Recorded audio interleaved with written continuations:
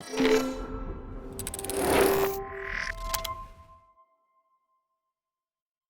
привет всем, меня зовут Павлов Александр, я работаю в Mail.ru Group. My name is Alexander Pavlov. I'm from mail.ru. It's quite rare occasion that we're speaking at conferences. I'd like to make a U-turn there, and the very first presentation is ripe and mature. When I got prepared for that presentation, I wanted to change the topic. How to make a Linux-based presentation, and is it possible at all? But as far as this is the topic which was announced, I will tell you about the DDoS fight.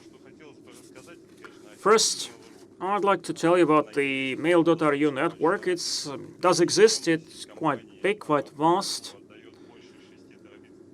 Actually, the consolidated network gives more than 6 terabyte BPS, and we have native traffic. We have free band, and we thought about how we can use that. And first, what occurred to us is to get dirty traffic, to purify it, and not to use the outsource services of other companies, trying to do that in-house. The second idea was a crazy one, to distribute home internet, but I think that we are late about that, and someone has invented that already. I'm actually love very much Hinderside, and probably I'm old enough. It was 2016, I was young then, and the network of the company did not run into any DDoS problems. Either DDoS attacks were minor ones and could be protected at level of the server, or if they were huge, then SuperNox would be engaged, that heroically would generate filtration policies and would generate firewalls which would bash aside the DDoS attacks. And we felt being heroes, and this was the problem, as it turned out.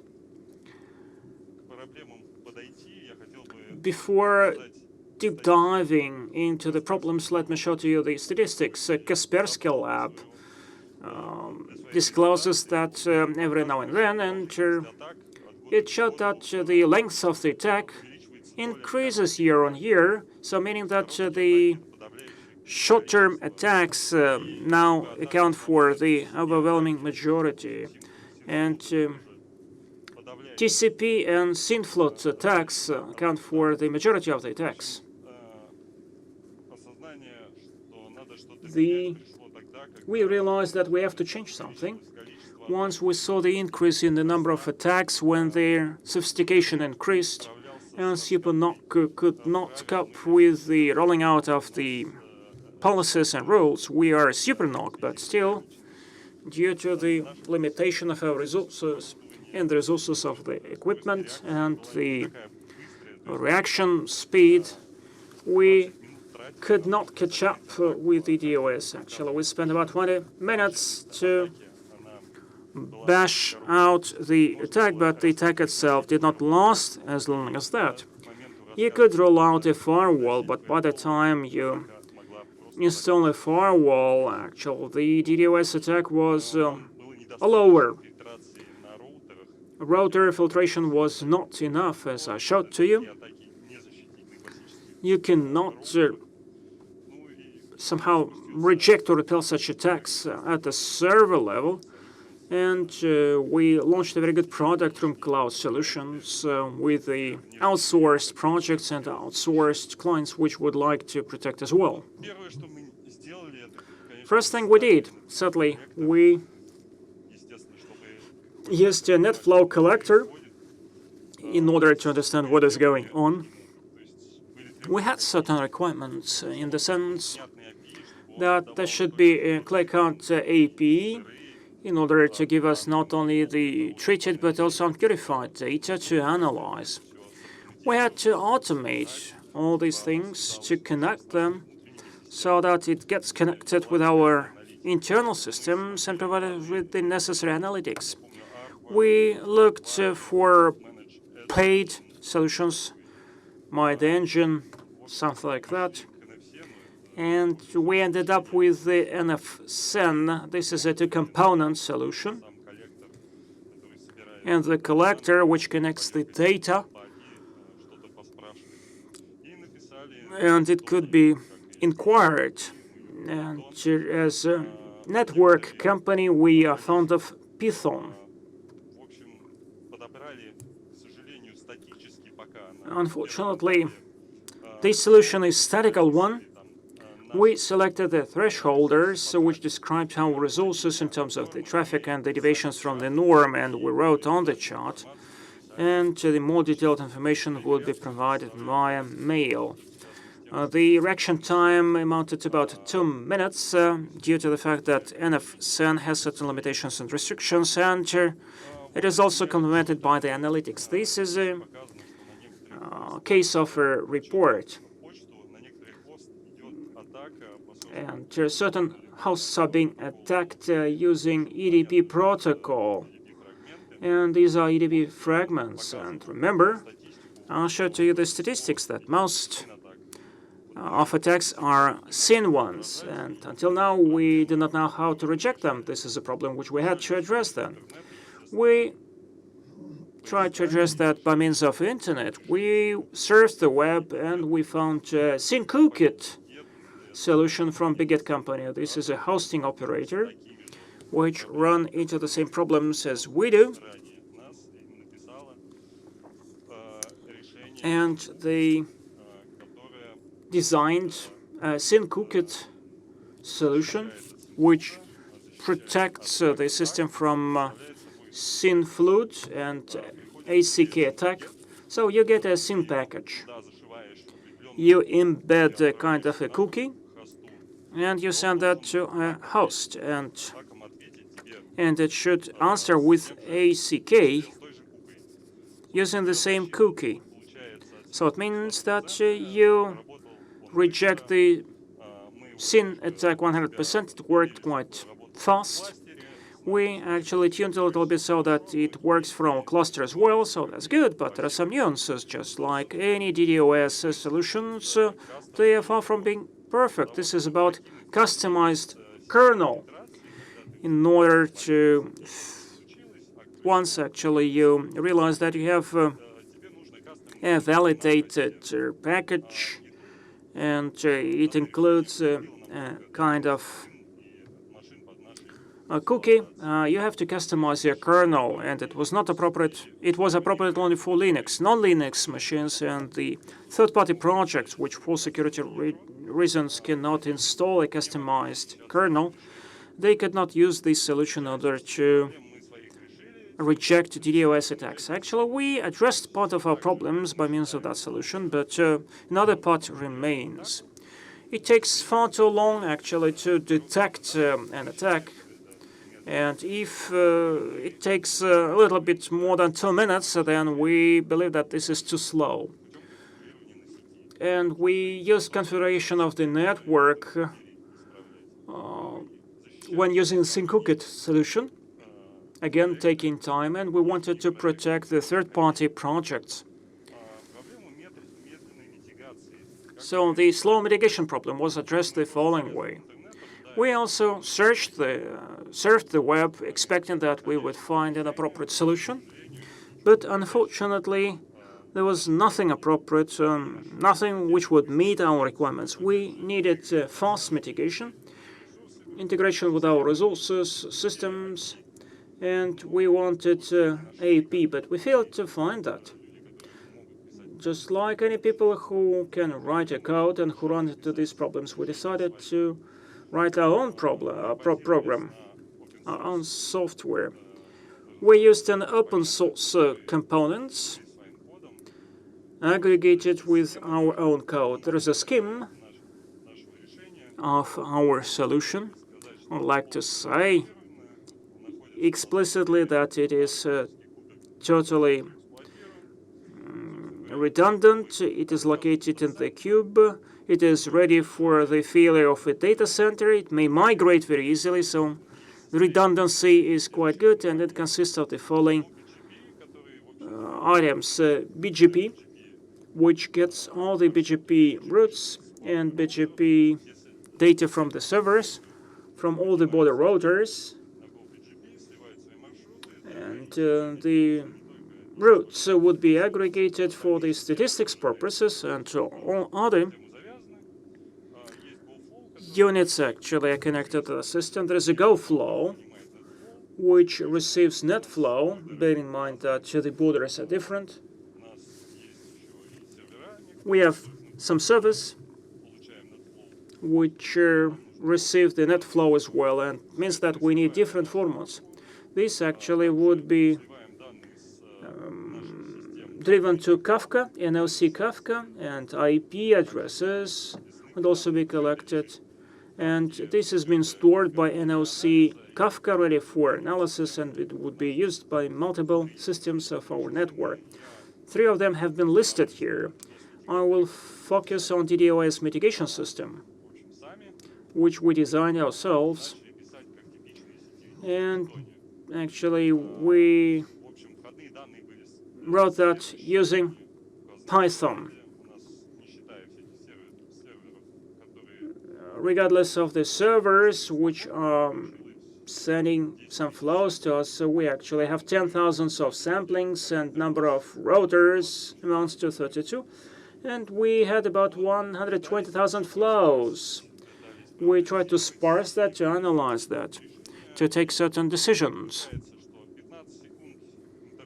And it means that with intervals of about 15 seconds, we collect the flows and we analyze that. It takes about 1.5 minutes using Python, and probably we could optimize the code, and probably we could even dedicate some CPU memory. But our target is about 15 seconds that we have to squeeze within these 15 seconds intervals in terms of analytics and collection so that it works smoothly. And it was a far cry from these 15 seconds, and we thought that probably Python was not appropriate to attain this goal, as far as we had some expertise in terms of Golang. After we rewritten the code in Golang, and we were surprised at the speed. So it was clear that it would be faster, but not as much, actually. The analysis of the data is 7 seconds only, and we actually reduced the CPU utilization and the memory use utilization. On that slide, you can see all the metrics which we are collecting. I will not deep dive into each of them. I hope that the presentation would be uploaded. And if you're ready to discuss, I will be glad to join that discussion. These are the metrics which we're using for the analytics purposes. All the data actually would be stored in the ClickHouse.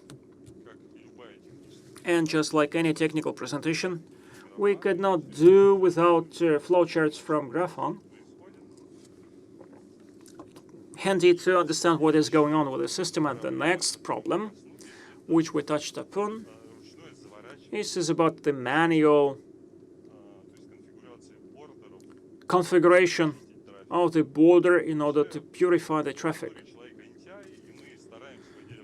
A man is lazy by nature, and we try to automate all the things possible so that people work less and are happier, because the happy operators will not leave the company. How we address this problem? I do think that flow spec is quite familiar to everyone, but usually this would be used in its textbook meaning, so that the traffic does not overload the uplink. You delegate the functions to the uplink and billing, but we moved a different way. As I said, we have a free band, and therefore the flow spec actually was launched flow spec. We actually made kind of a binder, and it looks the following way. It contains an IP. The administrator may automate the system on his own in order to do some filtration of the project. The old school operators may do that on site, so it's quite easy, quite understandable. It should be noted that as an administrator, you may choose only your own resource. So that means that the administrator goes there. All the data would be validated and sent to the network for redirection. So either we would drop or redirect. So we do not know how to use the IP action. So we use drop redirects in proxy, and I will tell you about the next redirection a bit later. Next problem which we run into is that it is not appropriate for the third-party projects or for the hosted projects. All the solutions which do exist there are not appropriate for that. We surfed the web and we were told that there is a Gatekeeper solution. According to the designers, to the developers, it is horizontally scalable, it allows for dropping, redirection, and even the developers themselves are happy with that. And probably this is why there is no public release of that product. We released beta versions with lots of bugs. We changed letters with the developers, and once we launched that, it turned out that it's quite good in terms of capacity. And you can use dynamic rules for filtration, so it means that our DDoS mitigator may show how much traffic we receive, and you may change the policy, you may add certain rules to the filtration, and would be immediately applied. There are some shifts and other features, and by the way, we actually broke the VDP filtration of the gamers. We know actually how to tell the valid from non-valid traffic, and we can actually somehow mark that in order to understand whether this is our traffic or not our traffic. There are disadvantages that are pertinent to that, like for any DOS solution, meaning that, first of all, a rate limiter is based on the DPDK, and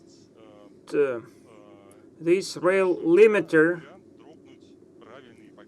actually can be used when you drop the right packages, and so this is what we can address by means of generation of right policies and data analysis.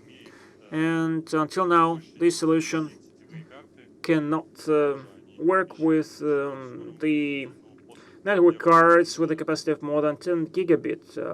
The developers promised to address that problem once they release the product. So this is how the Gatekeeper scheme looks like. It's very simple. It consists of two components. First of all, this is the Gatekeeper servers installed on the border of the network. With billing and uplink, we will have to purify the traffic. The hyper servers actually would be installed, which can be scalable horizontally. It means that you can install lots of them, and they would be limited only by the routing port. So the second part is the grantor server. This is a kind of a shadow cardinal, which takes all the filtration decisions and which would upload that to the hyper servers. On the whole, we have tested this solution. It's pretty fast, and we are planning to organize a pretty large setup of this solution. So what comes next? We'd like to move on to a better interface. For example, 100 megabyte. And right now we are also launching a web portal to counter attacks. And we will show all the statistics and the analysis to the administrator. We will provide the picture as to how much of the traffic was useful and how much was dirty. So that's all what we have with respect to fighting DDoS. Thank you very much. This was Alexander Pavlov. Thank you very much. We have several questions in the chat, so don't hesitate to ask more questions. There have been two questions which I will put together. Is there support for mail.ru service, and what are the protection measures at IPv6? Well, as for IPv6, at some mail.ru projects, we have this protection. We considered IPv6 at the stage of solution analysis, and actually our solutions are good enough for IPv6. It's suitable. Right now, the part of this traffic is not very big, so we don't have these issues, but the solutions that you mentioned are okay for IPv6. That's good. And now there's the next question. Why there is no ITP in your solutions? Well, that's a good question. I probably wasn't able to put this into my presentation, but of course, we do use this solution. We analyze all the attacks. There were many attacks like this 2 years ago, but now there are not so many such attacks in our network. So maybe this is why I didn't include those solutions in my slides, but of course we do collect metrics for these types of attacks. There are 3 more questions. Well, in Linux, there is a cookies prism. Why didn't you like it? Well, once again, we wanted to introduce a general solution. SymCook. It's a new version of this solution, and it can work within a cluster. But we wanted to have some common platform which we would use to protect ourselves in order to make sure that this system is more flexible. We didn't want to set up a SymCook on each of our resources. There are also front ends where we terminate our traffic, and in theory, we can protect a non-Linux resource. We only did this with our projects, not other people's projects, because they can't give us their certificates. And this is a continuation of the SymCook solution. It's a cluster platform, which is pretty big, and we have heterogeneous projects, and we can protect all of them with this solution. All right, that's clear. And the next part of this question is as follows. At what points do you collect the traffic? Actually, we do use borders and aggregators. Our aggregators have the same setup. And within this presentation, we had to look at borders. Of course, it's assembled on borders. And we would like to have a net flow that would be good for security features. But of course, I haven't seen any network equipment that would be capable of transferring net flow one-to-one. We really want this solution, but we prepared another solution that I would probably share with you in the next presentations. While talking about one-on-one solutions, maybe you need to do this online. Yes, it's not very scalable. And there is a question from Nikolai.